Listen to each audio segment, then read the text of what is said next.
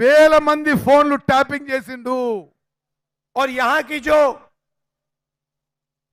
Intelligence की agencies थी, tax की एजेंसीज थी, पुलिस थी, उनका उन्होंने गलत उपयोग किया।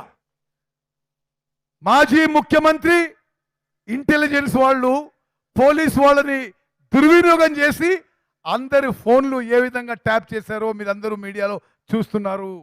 हजारों लोगों का फोन टैप किया और सरकार बदलते ही सरकार का डेटा सरकार के कंप्यूटर नदी में फेंक दिए।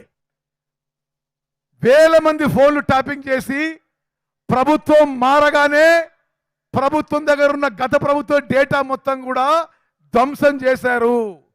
मगर जो उन्होंने सरकार चलाई थी, डराकर, धमकाकर, एक्सटॉर्शन करके उन्होंने आपसे आपका धन छीना था।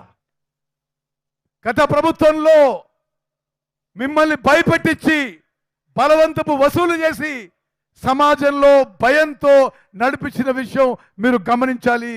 रात को फोन कॉल आता था, आपको धमकाया जाता था और आपके पैसे छीने जाते थे, आपसे लूटे जाते थे।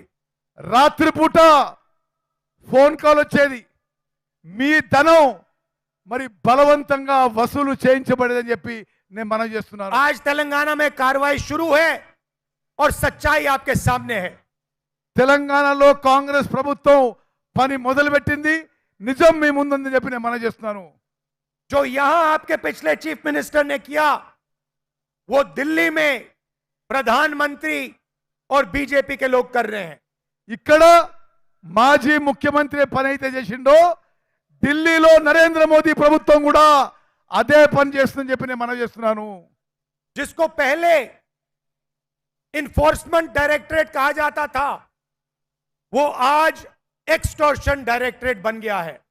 గతంలో ఎన్ఫోర్స్మెంట్ డైరెక్టరేట్ అనే కేంద్ర సంస్థ ఇప్పుడు ఎక్స్టార్షన్ డైరెక్టరేట్ అంటే బలవంతపు వసూళ్ల డిపార్ట్మెంట్ గా మారింది.